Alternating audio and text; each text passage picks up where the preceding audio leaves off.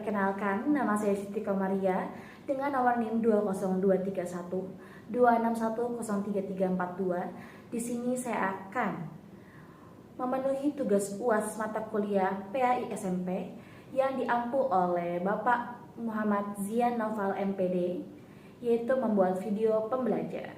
Terima kasih. Wassalamualaikum warahmatullahi wabarakatuh. Selamat menyaksikan. Assalamualaikum warahmatullahi wabarakatuh. Waalaikumsalam warahmatullahi wabarakatuh.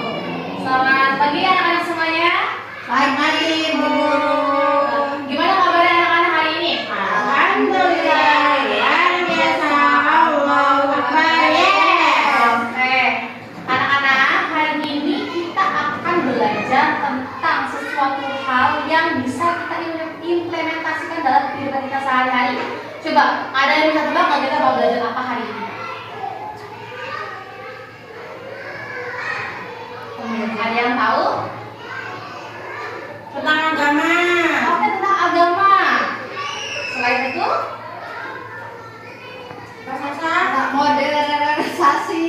Oke, apa sih? Sudah betul, moderasi beragama. Hari ini kita mau belajar tentang moderasi beragama. Tapi sebelum kita masuk ke materi, alangkah lebih baiknya supaya belajar kita lebih maksimal, kita bisa baca doa terlebih dahulu. Silakan kepada Sasa boleh dipimpin untuk baca doanya.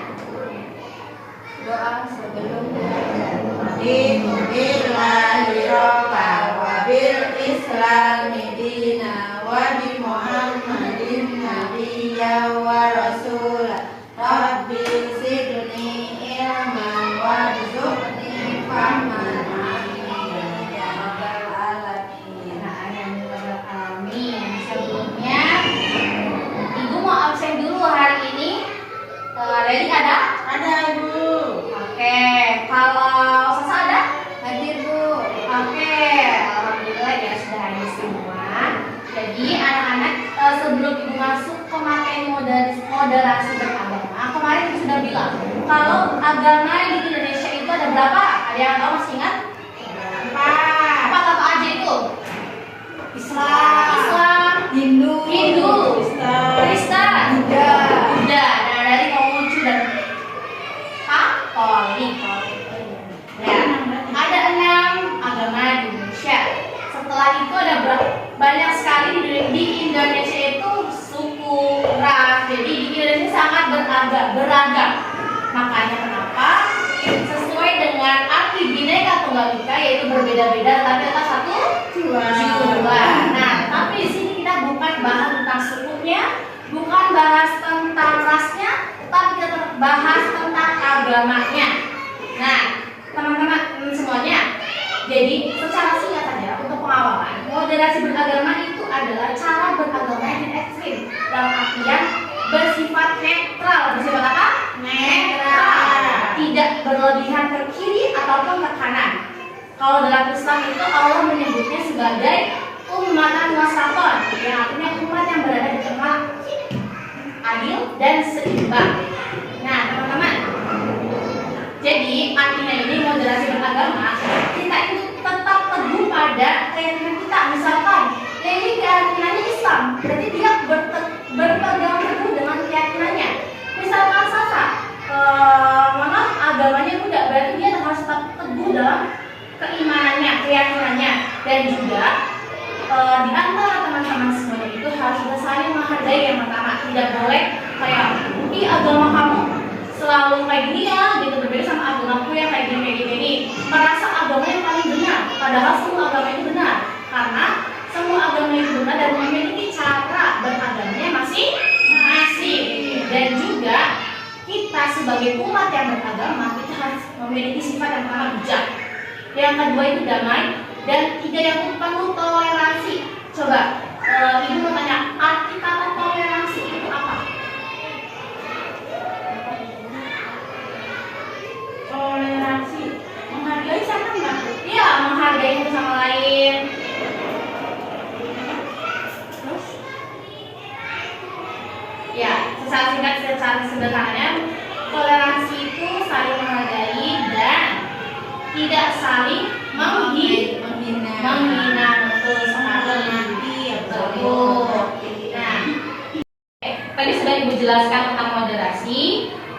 moderasi beragama. Jadi secara singkat moderasi beragama itu cara beragama yang jalan tengah yang sesuai dengan pengertian moderasi tadi. Dalam artian moderasi beragama seseorang tidak ekstrim dan tidak berlebihan. Nah, teman-teman boleh mengerjakan dan tulis di bukunya masing-masing. Tadi ibu sudah kirim filenya di handphone. Pada bawa handphone kan? Bawa, Bu. Oke, kalau sudah bawa handphone, anak-anak semuanya silakan tulis yang bab 6 yaitu tentang moderasi beragama. Dirangkum saja ya teman-teman. Oke, ibu beri waktu selama 15 menit.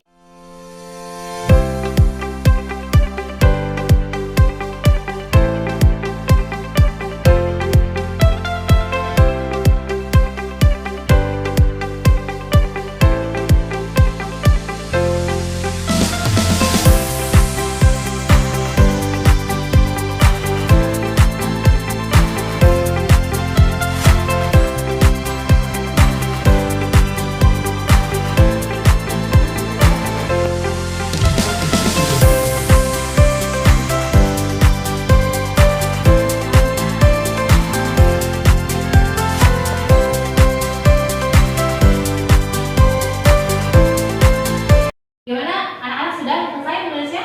Sudah, Bu. Sudah. Baik, selanjutnya Ibu akan menjelaskan tentang mengapa sih moderasi beragama itu indah. Sebenarnya moderasi beragama itu indah jika kita bisa melakukan atas sesama ya, atas sesama agama, ras, suku. Jadi ada beberapa manfaat. Nah, Ibu akan menjelaskan beberapa manfaat tentang moderasi beragama. Yang pertama itu menciptakan lingkungan yang damai. Jadi, semisal nih anak-anak sudah menerapkan sikap moderasi beragamanya, anak-anak ngerasain gak sih kalau hidup itu lebih damai, lingkungan itu lebih damai, tidak ada yang rusuh, betul nggak? Betul. Nah, juga menghargai keberagaman. Jadi kalau kita sudah bisa menghargai keberagaman, itu pun orang pun gak akan suka sama kita. Bahkan kalau kitanya malahan memiliki sifat yang merasa benar sendiri, orang tuh bakal pikir kayak, ih, udah deh gak usah sama dia, toh dia kayak gitu dan dia selalu membanggakan agamanya, padahal agamanya belum tentu ya agama yang paling baik seperti itu. Nah, selanjutnya itu ada yang menjadi sikap pribadi dewasa. Nah, anak-anak ini kan transisi dari masa sekolah dasar, terus juga masuk menjelang masa remaja. Bahkan sekarang sudah menginjak usia remaja, betul kan? Sudah usia 14 tahun semuanya. Jadi dengan kita mengamati ataupun mempelajari tentang moderasi beragama yang isinya tentang toleransi, sabar, dan lain sebagainya itu, kita mampu mengolah emosi kita. Bagaimana kita cara menangani orang ini seperti apa, cara menangani orang-orang yang terlalu keras dalam menegur itu seperti apa, dan kita bisa menilai di mana orang-orang yang terlalu berlebihan dalam bersikap bahkan merasa agama yang paling benar, dan mana orang-orang yang bersifat netral. Kita bisa menghargai sesama, betul tidak? Ya, betul. Betul. Di antara Leli ataupun Sasa, ada nggak yang menyebutin nilai-nilai moderasi beragama itu seperti apa? Coba acungkan tangannya yang bisa jawab. Oke, Leli silakan. Nilai-nilai moderasi beragama itu seperti komitmen kebangsaan, mencintai negara, menghormati aturan negara, dan menjaga persatuan negara. Iya. Terus toleransi. Toleransi itu menghormati teman yang berbeda agama, tidak saling berdebat ataupun mengejek. Iya, betul sekali ya. Anti kekerasan, menolak kekerasan. Menolak kekerasan itu dalam bentuk apa? Fisik, tidak melukai fisik maupun mentalnya. Oke, betul sekali. Selanjutnya akomodatif terhadap budaya lokal. Nah, di sini tuh saling menghargai ada daerah yang tidak bertentangan dengan ajaran agama Islam. Itu nilai-nilainya. Oh ya, betul ya. Terima kasih untuk Leli sudah memaparkan pendapatnya. Jadi emang betul tadi yang dikatakan tadi, ada beberapa nilai yang kita bisa ambil dalam beragama. Yang pertama tentang komitmen kebangsaan, yaitu mencintai tanah air. Karena bangsa kita memiliki banyak keberagaman, dengan kita mencintai bangsa kita, sehingga kita bakal tumbuh. Sesama itu moderasi beragama, saling menghargai. Yang kedua itu tentang anti kekerasan, sehingga kita tidak menciptakan kerusuhan di negara ini sendiri. Dan juga tentang akomodatif terhadap budaya lokal, jadi menghargai budaya kita sendiri. Bagaimana jika kita bisa menghargai budaya orang lain, tetapi kita sendiri tidak bisa menghargai budaya kita sendiri? Jadi bagaimana negara lain bisa menghargai budaya yang dimiliki Indonesia, sedangkan warga Indonesia sendiri tidak bisa menghargai budayanya sendiri? Oke, dengan aplaus dulu untuk Lali. Oke, coba sekarang kita cari contoh tentang sikap moderasi beragama dalam kehidupan kita. Ada nggak yang bisa nyebutin? Oke, Sasa silakan. 1. Tidak membuat candaan yang menyinggung. 2. Iya, betul. Mengucapkan selamat kepada teman saat hari besar agama. 3. Meminjamkan alat belajar atau membantu teman tanpa melihat latar belakangnya. Iya, betul. Selanjutnya 4. Mengikuti kegiatan sekolah bersama-sama meskipun berbeda keyakinan.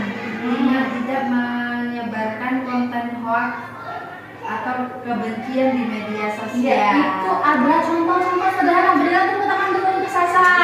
Iya. Sasa yang sudah disampaikan itu benar sekali. Karena apa? Ketika kita menyinggung dengan agama, agama itu adalah hal yang sensitif. Maksudnya kenapa? Karena tentang keyakinan seseorang. Jika kita menyinggung tentang keyakinan seseorang, bisa jadi keyakinan seseorang itu akan goyah dan membuat dia hatinya terluka. Dan juga untuk pengucapan selamat hari raya besar agama mereka itu sangat dianjurkan. Karena apa? Karena jika kita tadi sudah balik lagi, jika agama kita ingin dihargai oleh orang lain, maka kita bisa menghargai agama orang lain juga. Dengan apa? Dengan tidak mengejek, mengucapkan.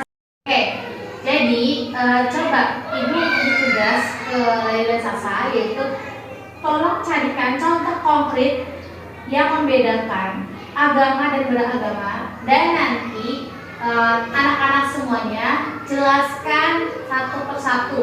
Misalkan Lali menjelaskan tentang agama, tentang beragama, nanti maju satu-satu untuk mengeluarkan pendapatnya. Begitu. Silakan dikerjakan tugasnya.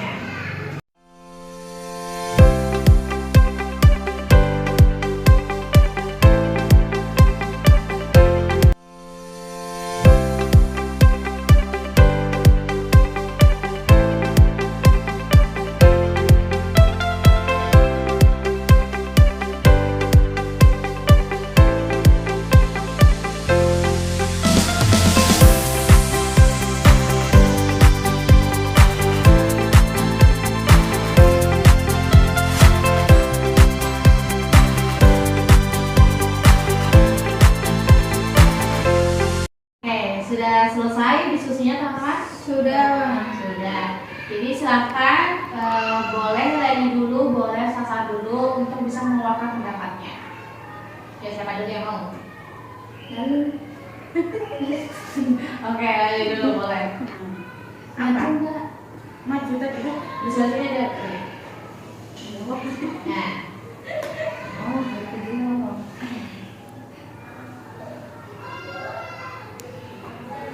Silakan diletakkan pendapatnya. Apa contoh konkret untuk membedakan agama dan beragama? Di sini misalnya ya, ajaran agama untuk memuliakan perempuan. Ajaran ini bersifat pasti dan tidak ada yang memperdebatkan. Itulah ajaran agama. Tapi bagaimana cara memuliakan perempuan menurut ajaran agama itu, masing-masing umat beragama melakukan praktik yang berbeda-beda.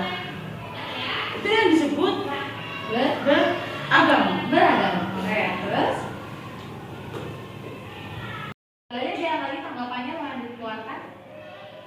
Tidak ada. Oke, kalau tidak ada boleh silakan duduk lagi. Terima kasih Lali. Oke, selanjutnya Sasa silakan untuk bisa mengeluarkan pendapatnya. Di sini aja ya Bu. Boleh. Ada lagi ya Bu. Contoh konkret untuk membedakan agama dan beragama. Iya, betul. Contoh yang mudah terlihat Misalnya ada paham dan amalan agama yang ekstrim membatasi aktivitas sosial perempuan. Ya. Seperti larangan keluar rumah bagi perempuan meski untuk menuntut ilmu. Namun ada juga paham dan amalan agama yang memberi ruang kebebasan ekstrim bagi perempuan untuk beraktivitas sosial sehingga menyepelekan tanggung jawab mengurus keluarga. Terus di antara keduanya itu ada juga paham dan amalan agama yang cenderung moderat dengan memberikan hak-hak kesetaraan gender kepada perempuan, tetapi tetap membatasinya dengan etika dan adat istiadat lokal yang berlaku. Oke, sudah betul juga ya. Sudah banyak berdiskusi tentang moderasi beragama. Jadi, Ibu akan menarik kesimpulan sebelum pelajaran ini ditutup, yaitu moderasi beragama adalah sikap beragama yang mengutamakan jalan tengah, menghormati perbedaan, dan menghindari ekstremisme serta kekerasan. Dengan tujuan apa?